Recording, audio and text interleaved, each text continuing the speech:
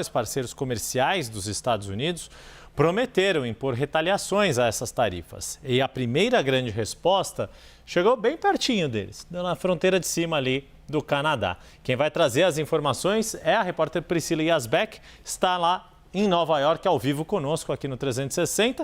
O que o Canadá está prometendo como primeira retaliação ao Liberation Day, ao que foi anunciado ontem por Donald Trump?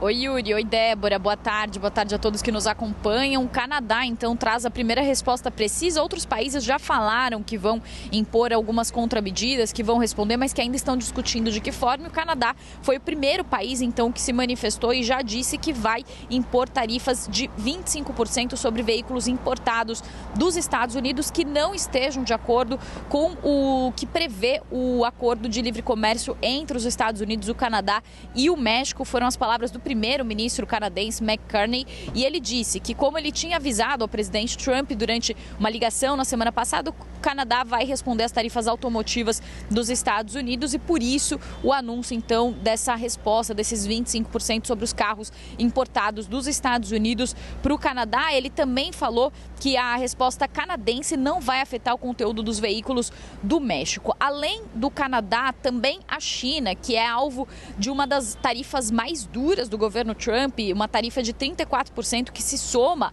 aos 20% que já tinham sido anunciados, vai ficar, portanto, com uma taxa de 54%, disse que vai responder com contramedidas e pediu também o cancelamento imediato das tarifas, dizendo que elas colocam em risco o desenvolvimento econômico global. Também a União Europeia, por meio da presidente da Comissão Europeia, Ursula von der Leyen, disse que o bloco europeu está estudando medidas retaliatórias, respostas às tarifas dos Estados Unidos, e também afirmaram que os impactos sobre a economia global devem ser devastadores. Outros aliados dos Estados Unidos, o Reino Unido e o Japão, que tiveram taxas, a União Europeia com uma taxa de 20%, o Reino Unido com uma taxa de 10%, o Japão com uma taxa de 24%, o Reino Unido e o Japão já decidiram não responder com medidas retaliatórias imediatamente, mas ainda assim o Japão, por exemplo, se manifestou e disse que as tarifas são extremamente lamentáveis e disse também que o governo tenta persuadir Donald Trump a reverter as tarifas sobre o Japão, que também foram consideradas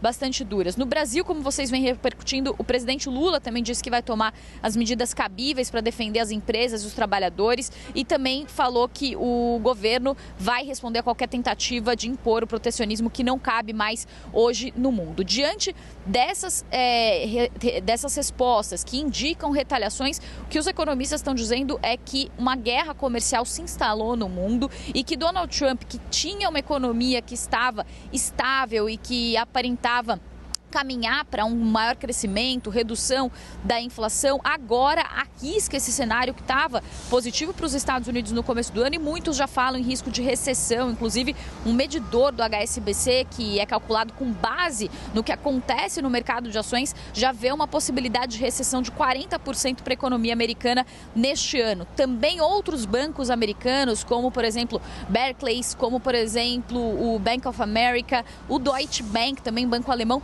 falaram sobre a possibilidade de recessão por causa da adoção dessas tarifas. Também muitas previsões de aumento da inflação aqui nos Estados Unidos, com perspectivas de que a inflação possa passar dos 4% nos Estados Unidos, revertendo aquele cenário de desaceleração e talvez até de queda de juros que veio nos últimos anos, ali depois do choque da pandemia. Então, isso tudo traz preocupação não só de uma recessão nos Estados Unidos, mas economistas já falam de um risco de recessão global, que seria inclusive a terceira recessão global em menos de 20 anos, já que também houve a recessão em 2008 e também a crise provocada pela pandemia. Então, para finalizar, Yuri e Débora, o que muitos analistas dizem aqui é que esse dia é histórico, sim, e vai ser lembrado, mas não necessariamente como o dia da independência econômica dos Estados Unidos, como defendeu Donald Trump, mas sim como um dia histórico em que os Estados Unidos, sem necessidade, declararam uma guerra comercial que coloca em risco a economia americana,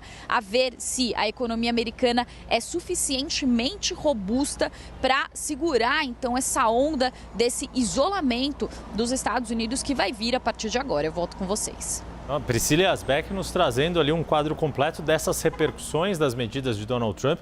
Não por acaso a revista Economist, inclusive, chegou a comparar com um dia da ruína na capa que vai sair neste fim de semana.